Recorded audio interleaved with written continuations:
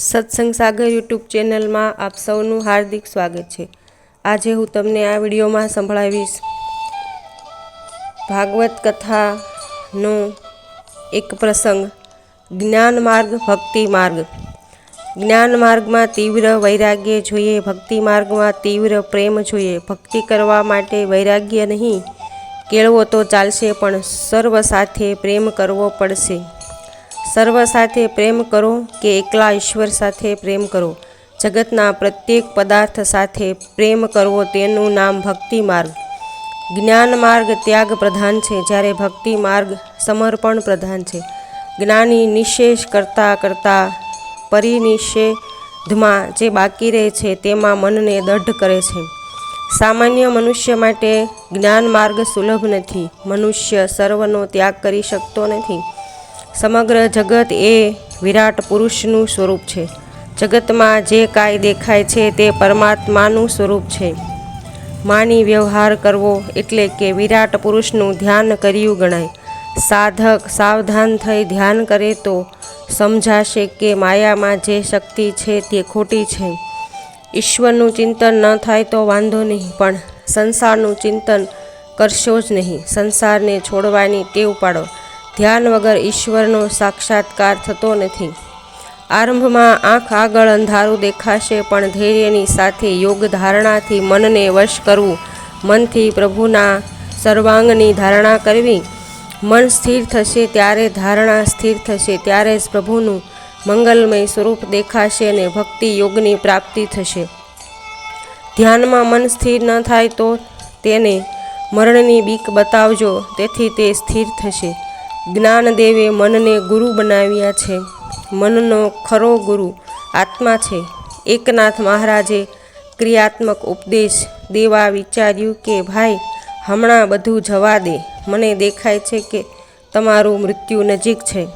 મરતા પહેલાં વેર અને વાસનાનો ત્યાગ કરી દેવો। વેર અને વાસના મરણને બગાડે છે। 7 દિવસ બાદ તું મારી પાસે આવજે।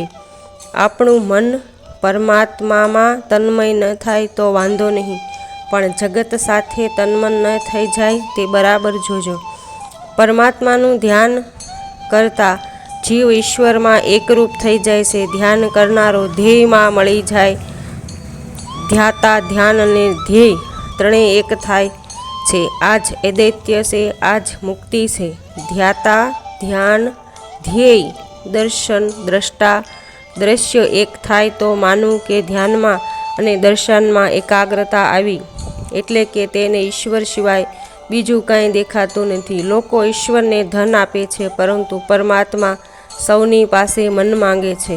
વ્યવહાર કરો પણ મન શ્રી કૃષ્ણમાં રાખી વ્યવહાર કરો। વિષયાનંદીને બ્રહ્માનંદ સમજાશે નહીં।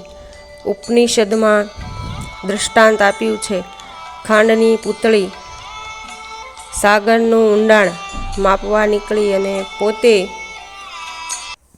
સાગર સાથે મળી ગઈ। ઈશ્વરમાં મળેલા મનને કોઈ જુદું કરી શકતું નથી।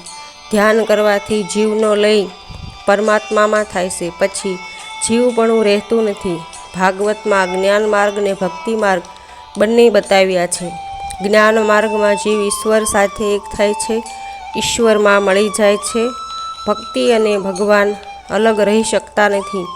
જે જીવ ભગવાનમાં મળી ગયો તેને પ્રભુ પોતાનાથી અલગ કરી શકતા નથી।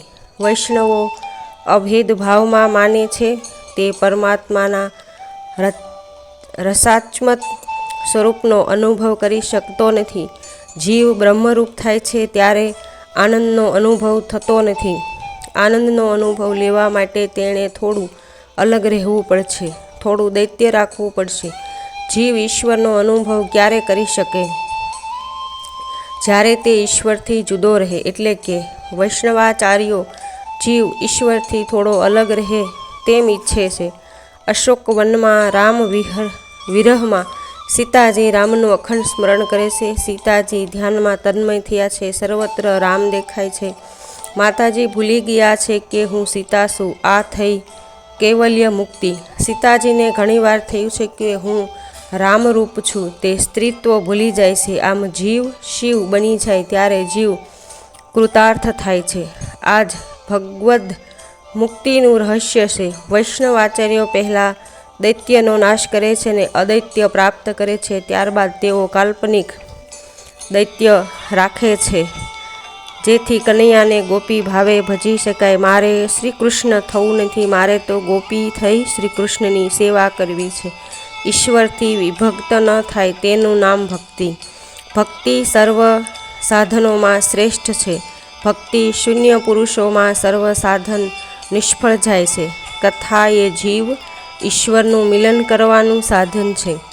ભાગવતમાં જ્યાં જ્યાં ભક્તિ શબ્દ વપરાયેલો છે ત્યાં ત્યાં તીવ્ર શબ્દ સાથે જ વપરાયેલો છે. ભક્તિ તીવ્ર જોઈએ, સાધારણ ભક્તિ ન ચાલે. વૈરાગ્ય ઈચ્છાવાળો મુમુક્ષ ભક્ત હોય તેણે તો તીવ્ર ભક્તિ યોગથી પરમ પુરુષ પૂર્ણ પરમાત્માનું પૂજન કરવું. સુખદેવજી વર્ણન કરે છે કે રાજન, કોઈ પણ પ્રકારે મુક્તિ મેળવવી હોય તો શરૂઆતમાં ભોગનો ત્યાગ કરવો પડશે. ભોગી જ્ઞાન માર્ગમાં કે ભક્તિ માર્ગમાં આગળ વધી શકતો નથી. ભોગ ભક્તિમાં બાધક છે તેમ ભોગ જ્ઞાનમાં પણ બાધક છે. રાજન, ભોગ કરતાં ભોગના ત્યાગમાં અનંત ગણું સુખ છે. ભોગમાં ક્ષણિક સુખ છે, ત્યાગમાં હંમેશનું સુખ છે. માટે જ મનુષ્ય બુદ્ધિપૂર્વક ભોગ છોડવો જોઈએ. ભોગથી શાંતિ મળતી નથી, પણ ત્યાગથી શાંતિ મળે છે. સાધકને કથા માર્ગદર્શન કરે છે, પણ સિદ્ધ પુરુષને એ કથા સાંભળવાની જરૂર પડે છે.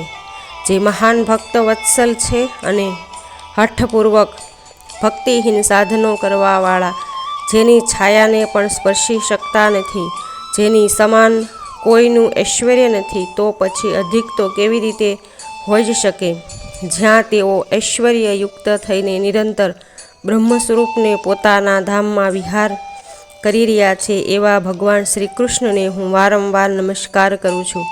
પ્રેમમાં પક્ષપાત આવી જાય છે. સુખદેવજી રાધા કૃષ્ણને 2 વાર નમસ્કાર કરે છે, કારણ રાધાજી શ્રી સુખદેવજીના ગુરુ છે.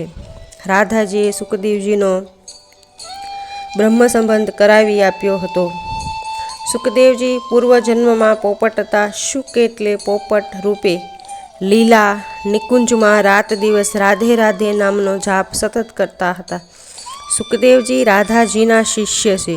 ગુરુનું નામ પ્રગટ રૂપે ન લેવાની શાસ્ત્રની મર્યાદા છે, એટલે તો ભાગવતમાં રાધાજીના નામનો પ્રગટ ઉલ્લેખ નથી. ભાગવતના ટીકાકાર શ્રીધર સ્વામી આ 5ને નિત્ય માને છે. ભગવાનનું સ્વરૂપ નિત્ય, ભગવાનની લીલા નિત્ય, ભગવાનનું નામ નિત્ય, ધામ નિત્ય અને પરિકર નિત્ય છે.